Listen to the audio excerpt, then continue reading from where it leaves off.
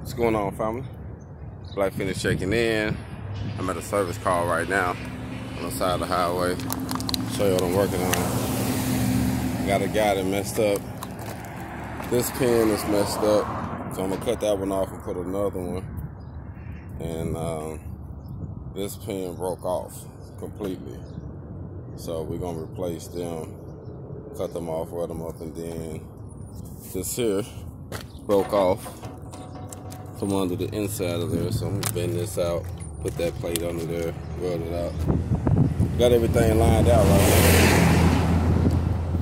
now. Like I said, we got everything lined out right now. That's what I'm doing, man. I'm out here being a essential worker. That's what they say, we're essential, man. You know, if you can get your hog on and you can get you a bag in this time right now, then you most definitely essential. So I think if you got any type of trade and you can hustle, especially doing service calls, auto work, whatever the situation is, man, hey, it's out here. Don't think it ain't out here, because it is, because people still got to maintain their equipment and get a job done at the end of the day. So provide your service, man. Stay ready. You don't got to get ready, like I always like to say, man.